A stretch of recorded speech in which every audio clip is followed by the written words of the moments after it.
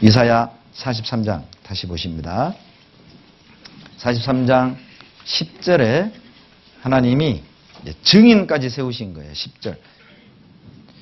나 여호와가 말하노라 너희는 나의 증인이요.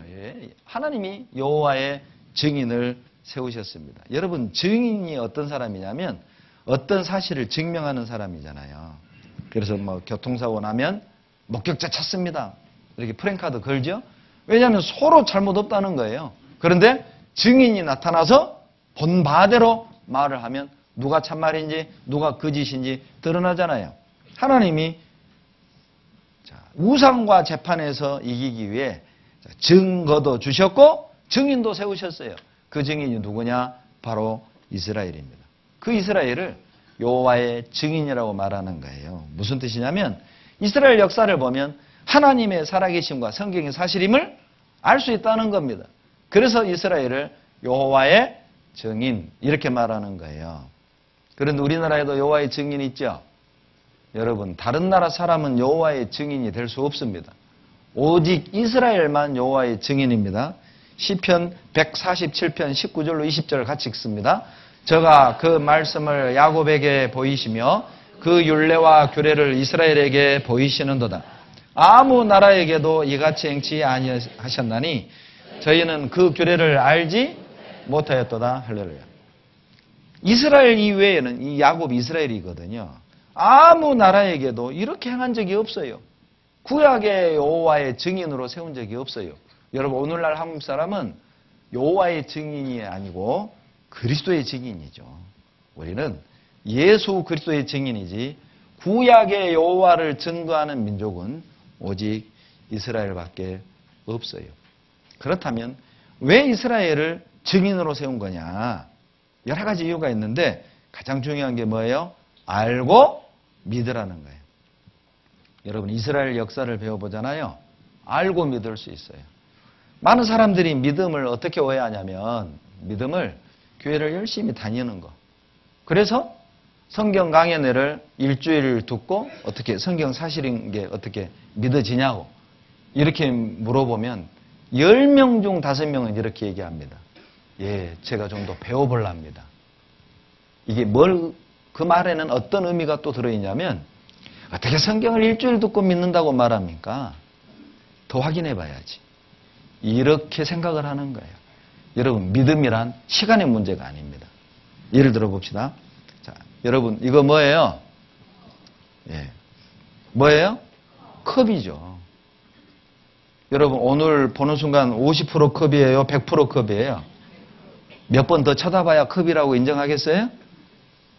그런 사람 없잖아요. 컵이면 컵이고 아니면 아니지. 그러죠? 믿음은 아는 거예요. 다니는 게 아니에요. 믿음은 바치는 게 아니라고요. 많이 바치면 믿음 좋고 열심히 다니면 믿음 좋고 그게 아닙니다. 믿음이 좋은 게 뭐냐면 성경대로 알고 믿는 거예요. 그게 믿음이 좋은 겁니다. 믿음을 쉽게 정의한다면 성경대로 아는 것. 그러니까 성경을 배워보면 믿음이 생겨요. 사실이니까. 분명하게 드러나니까. 증거가 있고 증인도 있으니까 배워보면 그냥 믿어지는 거예요. 인정하는 것이죠. 그래서 하나님이 증인을 세우신 겁니다. 혹시 어제 그제 말씀을 잘 못 들었어도 오늘 말씀만 마음 열고 듣잖아요. 믿는데 충분합니다.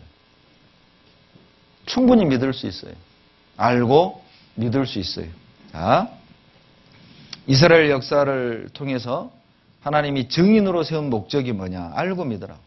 그리고 이스라엘 역사를 배워보면 하나님이 인간의 생사화복을 주관하심을 알 수 있고 하나님만이 구원자시며 하나님만이 창조주라는 것도 알 수가 있어요. 그렇다면 왜 하필 이스라엘을 선택한 거냐? 증인으로 왜 이스라엘이었냐? 그 답은 신명기 7장 7절인데 찾겠습니다. 성경 신명기 7장 7절.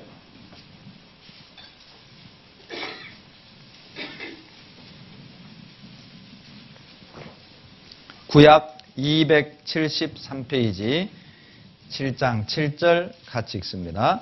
여호와께서 너희를 기뻐하시고 너희를 택하심은 너희가 다른 민족보다 수요가 많은 연고가 아니라 너희는 모든 민족 중에 가장 적으니라. 예, 못 찾는 분은 화면 보셔도 돼요.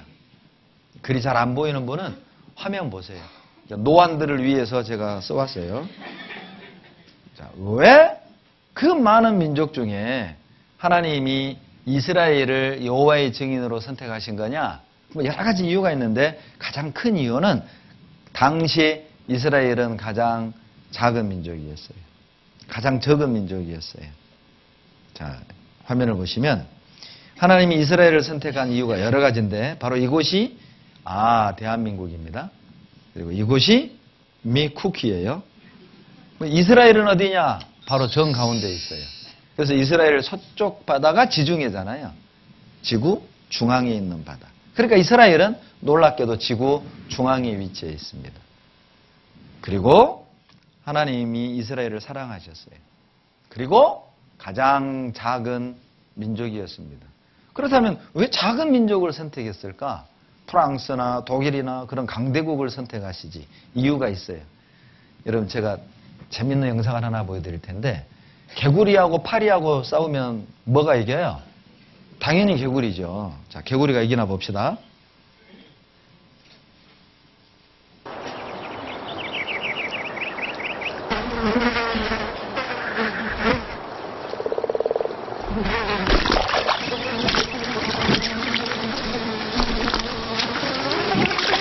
이래도 개구리가 이겨요?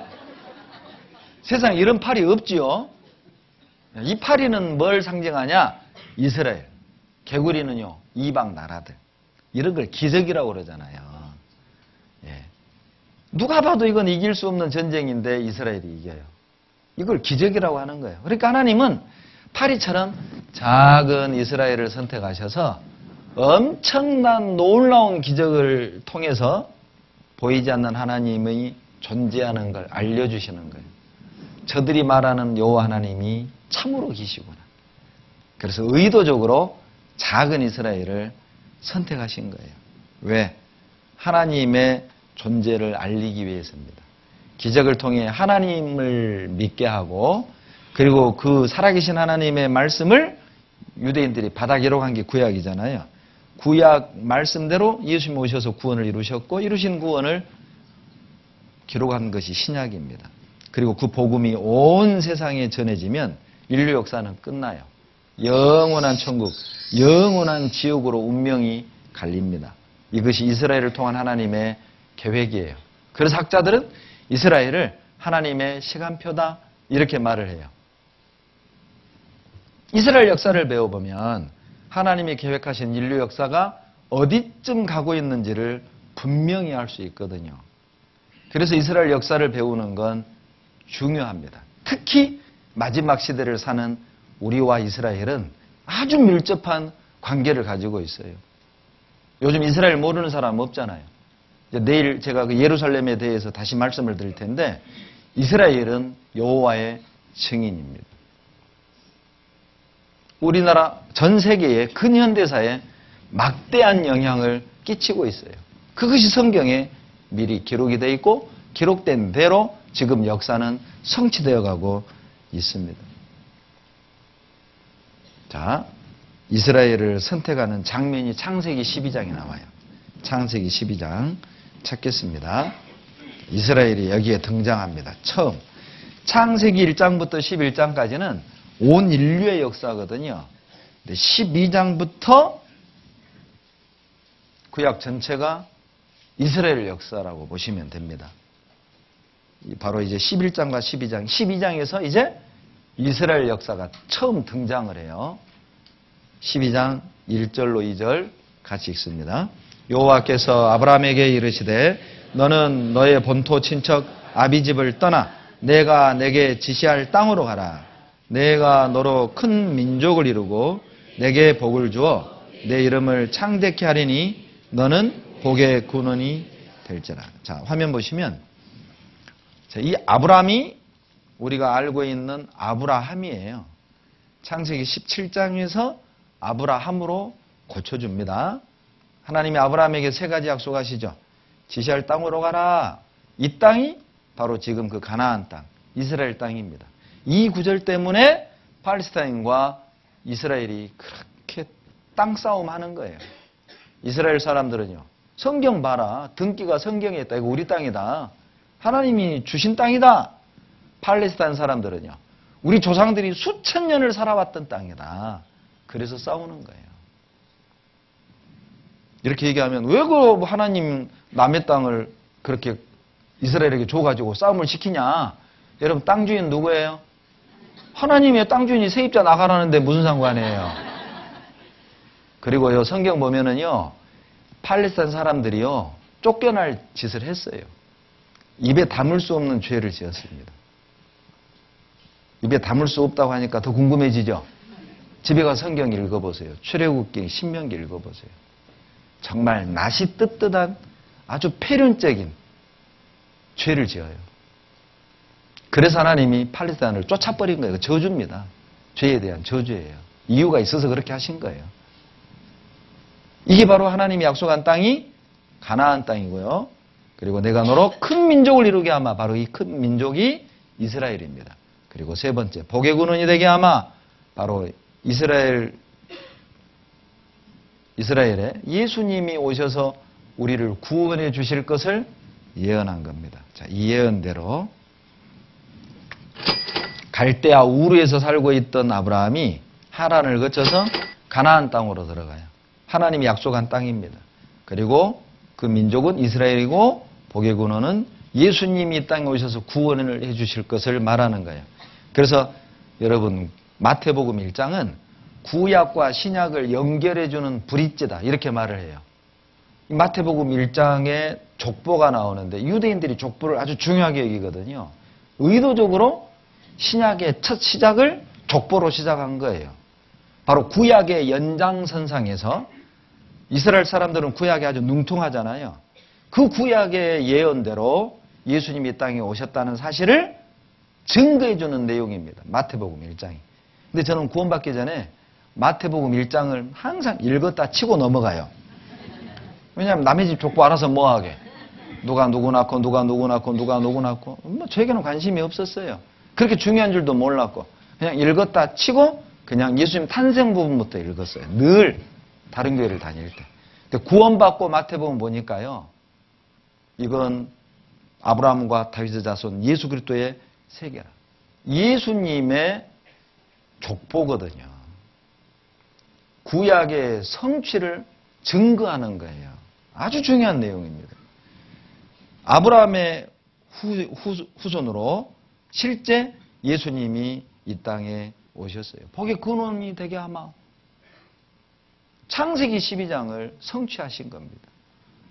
여러분, 예수라는 이름 뜻 자체가 구원이라는 뜻입니다. 그래서 이스라엘 사람들 유태인이라고도 하고 성민이라고도 하고 선민이라고도 하고, 그리고 유대인 이외의 모든 사람들을 이방인이라고 그래요. 어떤 아저씨가 이 방 안에 있는 사람이라고. 아닙니다. 유대인 이외의 모든 민족이 이방인이에요. 아브라함이 이삭을 낳고 이삭이 야곱을 낳고 야곱이 12남 1녀를 낳습니다. 12남 1녀 대단하죠. 어떻게 그렇게 많이 낳느냐? 부인이 4명이었어요. 이 부인 4명이 자식 낳기 시합을 해요. 그런데 야곱이 사랑했던 아내는 라헬인데 라헬은 예쁜데 얘를 못 낳았어요. 그리고 마지막 11번째, 12번째 아들을 하나님이 낳게 해주셔요.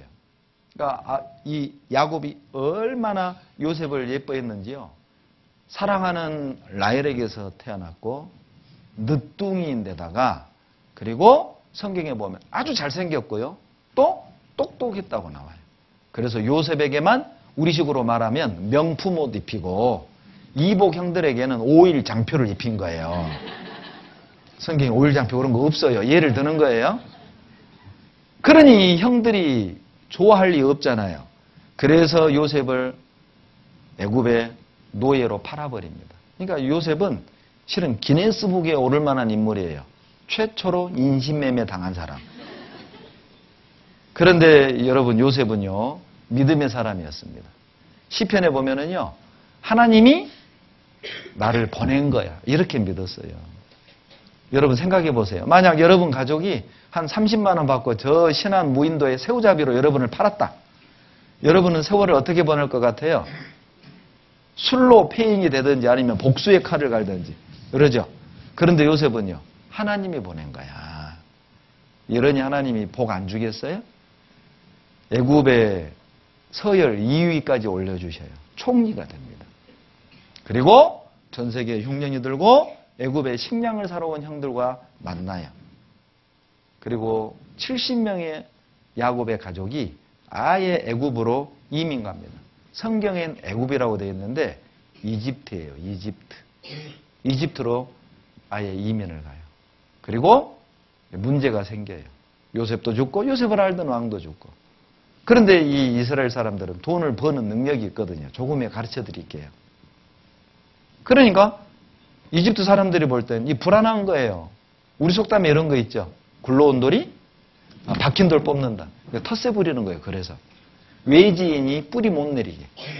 그래서 이집트 사람들이 이스라엘 사람들 재산 뺏고 노예 삼아요. 이스라엘 사람을 노예 삼아 지은 도시가 국고성 비돔과 람셋 그리고 피라미드 몇 개를 지었어요. 여러분 피라미드가 수십 개입니다. 이집트에. 그중에 몇 개를 지었어요.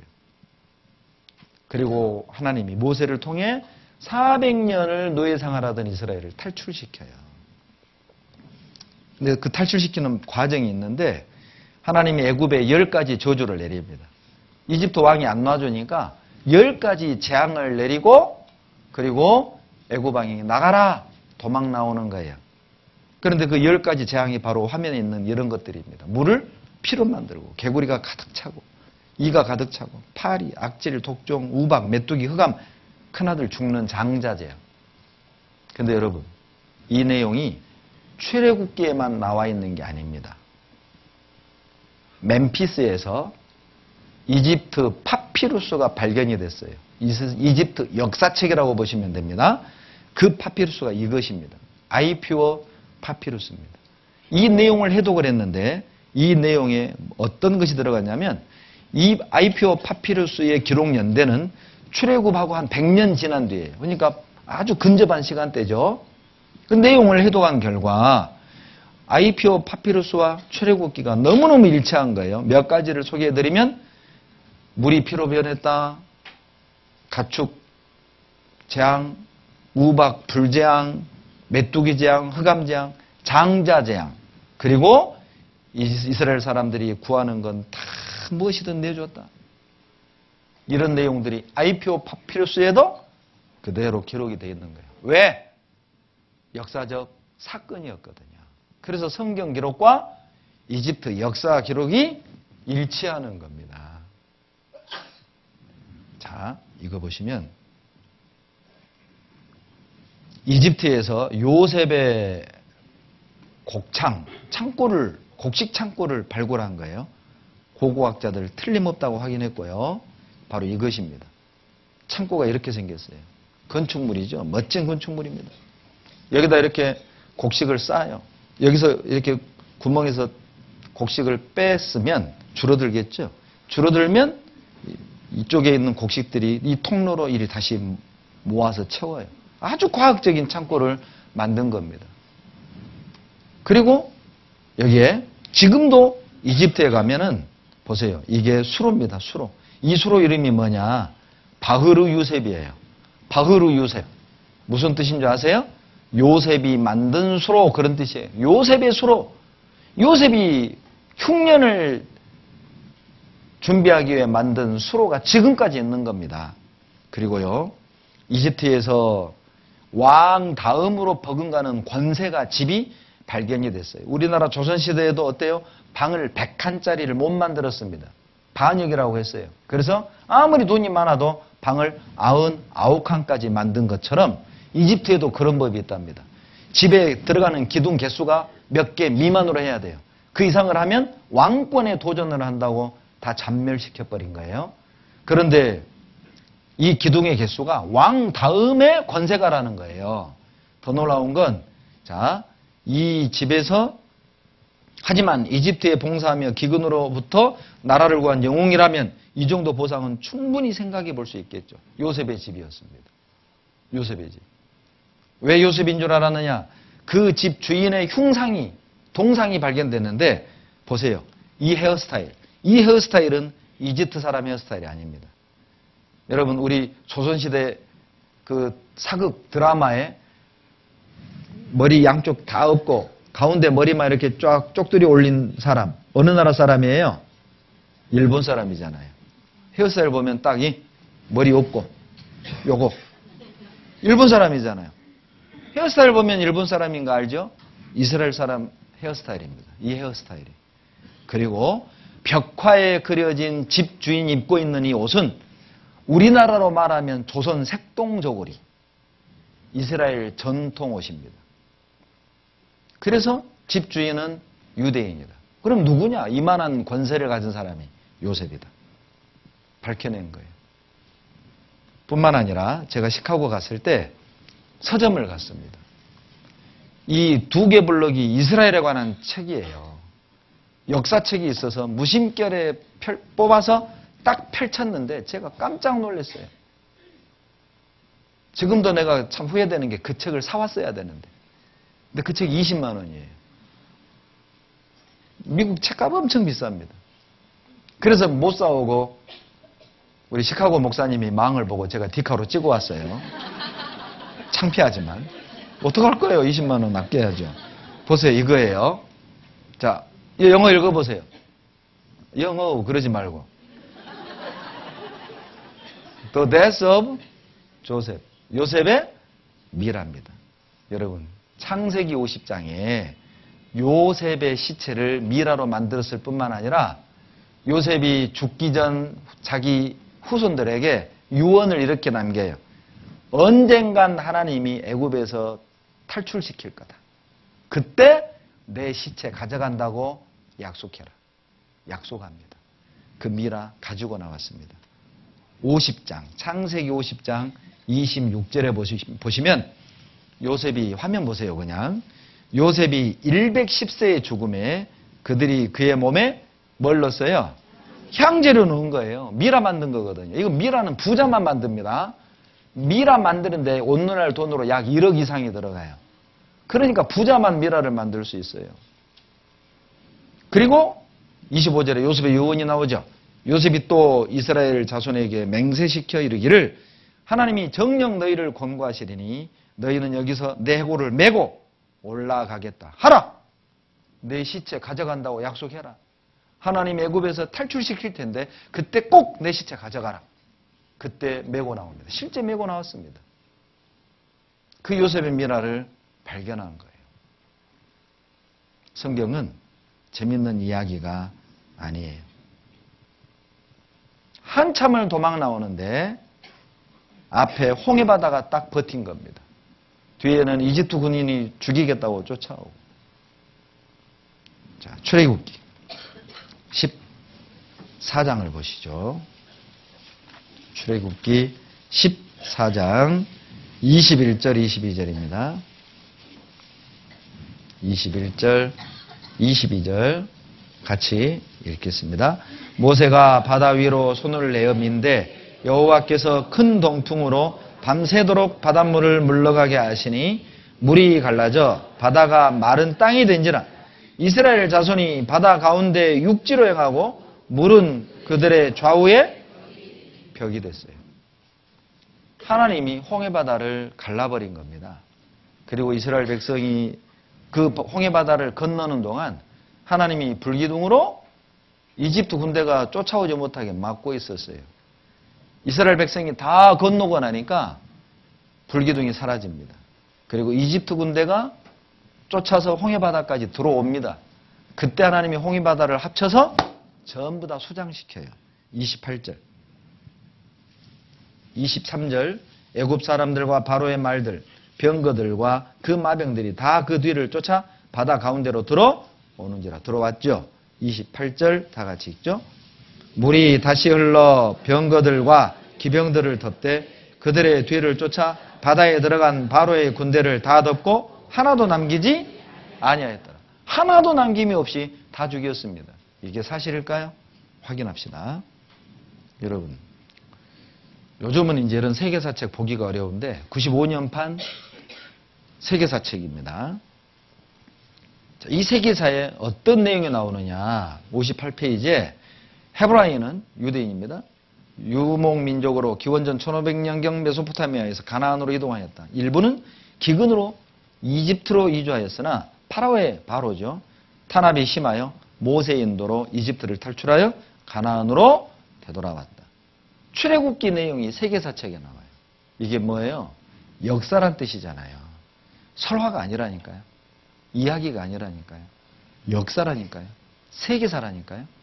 그리고 국고성 비돔과 람셋을 영국 이 아멜리아 에드워즈라는 수필가가 발견해낸 거예요.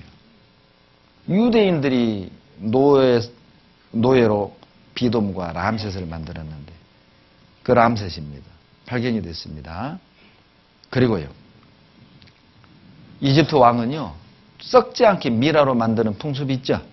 그래서 학자들이 야 그렇다면 이때 홍해바다에 빠져 죽은 왕이 있을 것 아니냐. 이집트 카이로 박물관에 있는 25구의 미라를 조사했습니다. 발견했습니다. 바다에 빠져 죽은 왕을 발견했고 2007년 8월 7일 제가 거기 다녀왔어요.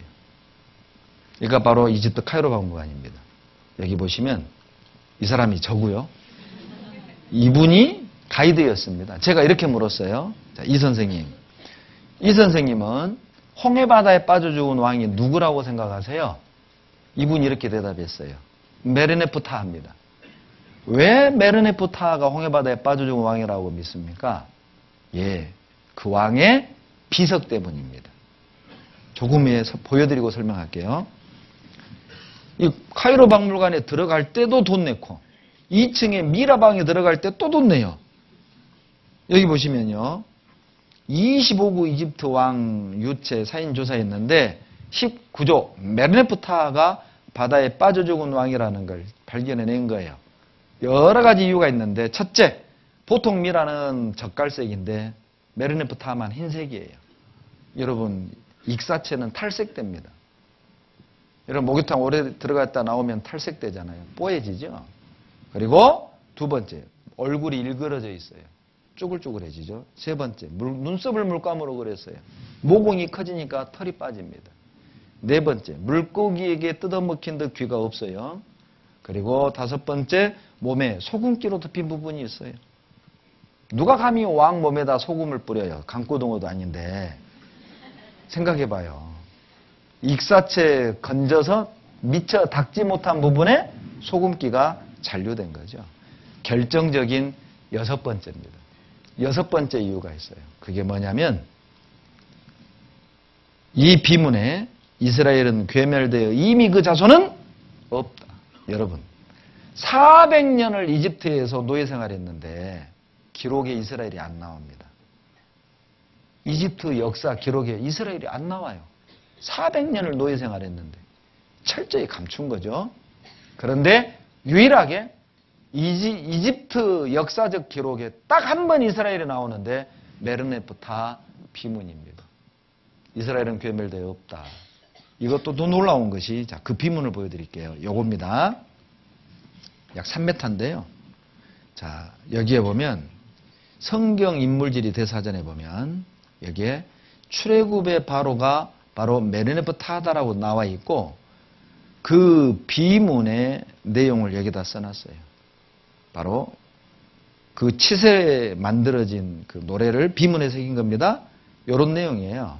리비아 사람 땅은 패하고 햇사람 땅은 평정되고 바가나 나는 몹시 황폐되고 아스글론은 옮겨지고 게젤은 패하고 인노함은 전멸되고 이스라엘의 백성은 약탈되고 한 톨의 씨앗도 없다. 제가 왜 이걸 읽어드린지 아세요? 여러분 리비아나 헷, 바가나나 이런 나라들은 국가를 상징하는 접미사가 붙어요. 그런데 이스라엘은 국가가 아닌 민족을 의미하는 접미사가 붙어 있는 거예요. 왜? 나라가 없었으니까요. 나라가 없었기 때문에 민족을 의미하는 접미사만 붙고 다른 나라들은 나라가 있었기 때문에 나라를 의미하는 접미사가 붙어 있었던 거예요. 여러 가지 근거로 메르네프타가 익사한 왕이다라고 믿는 겁니다. 학자들은. 그래서 독일 역사책입니다. 베벤 출생이죠. 메르네프타 선 아들이 10살 때 죽었는데 왜 죽었는지를 몰라요. 길트 알스 파라오데스 엑서더스 대탈출할 때 길트 다스리던 파라오였다. 보세요. 보통 미라는 이렇게 검은색이든지 젓갈색이에요. 귀 봐보세요. 깔끔하죠. 매끈하죠. 얼굴이. 그런데 메르네프타는 여러분 초보가 봐도 확연하게 달라요. 다릅니다. 확실히 다릅니다. 귀 봐보세요. 얼굴 봐보세요. 쭈글쭈글 하잖아요. 더 놀라운 건 미국 기상학자들이요. 연구한 결과 바람에 의해 바다 갈라진답니다. 과학적으로 입증해버렸다니까요. 바람 불면 바다 갈라진대요. 이따 보여드릴게요. 홍해바다의 지형 때문에 그래요. 이런 식으로 애굽에서 탈출해가지고 이쪽 홍해바다를 건넜을 거다. 여러분, 이 누에이바가요. 오늘날 지명입니다. 근데 이 누에이바가 무슨 뜻인 줄 아세요? 모세가 열어놓은 물 그런 뜻이에요. 모세가 열어놓은 물 그런 뜻의 누에이바라는 뜻 자체가 오늘날 도시 이름입니다. 그런데 자 보세요. 출애굽기 14장 2절에 보면 이스라엘 자손을 명하여 돌쳐서 바다와 믹돌 사이에 비하이로 납 바알수본 맞은편 바닷가에 장막을 쳤거든요. 이집트에서 도망 나와가지고 바알수본 맞은편 바다 건너편 믹돌과 비하이로 사이 바로 여기입니다. 믹돌 여기입니다. 믹돌이 뭐냐? 요새 그런 뜻이고요. 비하히롯 이게 뭐냐? 계곡의 입구 그런 뜻이에요. 보세요. 여기가요. 약 200만이 텐트를 치고도 남는 엄청나게 넓은 평야지대입니다. 항공사진입니다. 저는 이 사진을 보기 전에는요. 어떻게 하나님이 저는 그냥 단순히 사막이라고 생각했기 때문에 불기둥으로 어떻게 이집트 군대가 이스라엘을 죽이지 못하게 막을 수 있었을까? 병풍처럼 불벽을 만들었을까? 아니면 불기둥이었는데 이집트 군대가 이리 오려고 하면 샥 와서 막고 이리 오려고 하면 샥 막고 이랬을까? 여러분 그런 상상 안 해보셨나요?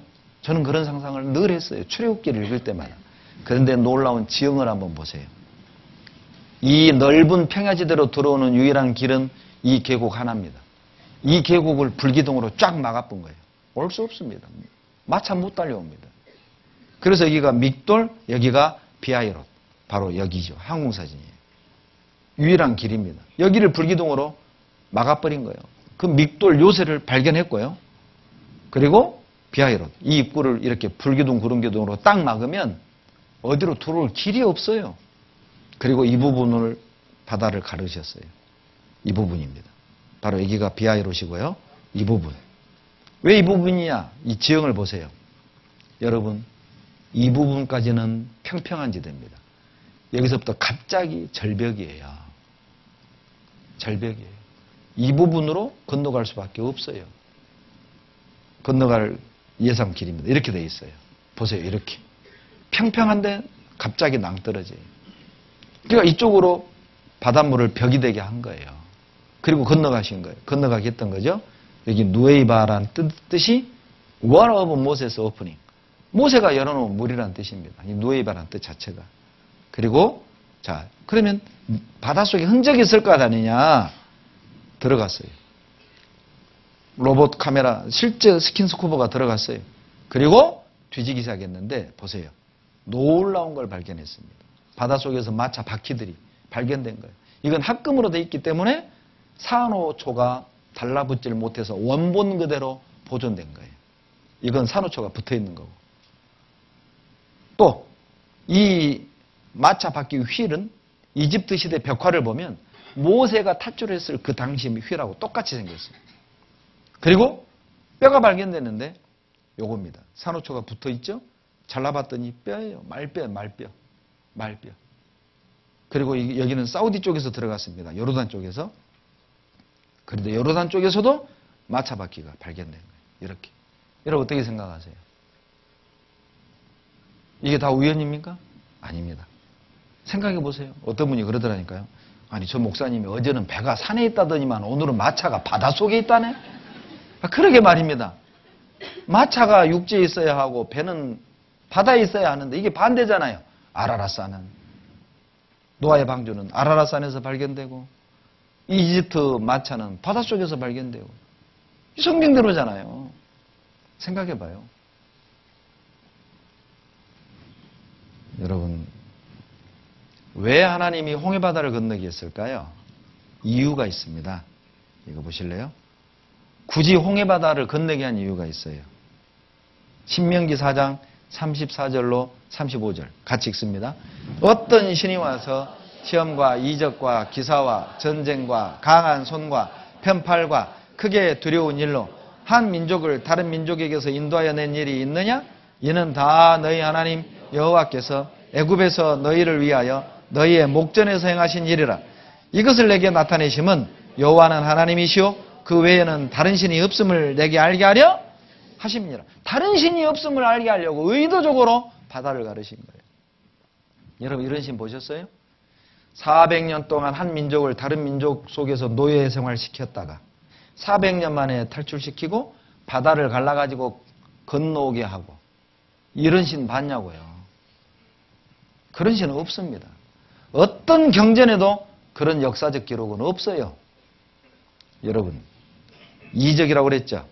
이 이적이 영어의 사인이거든요. 사인의 또 다른 의미가 뭐냐면 에비던스입니다. 증거예요, 증거. 다른 신이 없다는 증거. 하나님이 창조주라는 증거로 의도적으로 바다 갈라 구원시킨 거예요. 그래서 이스라엘을 여호와의 증인이라고 하는 거예요.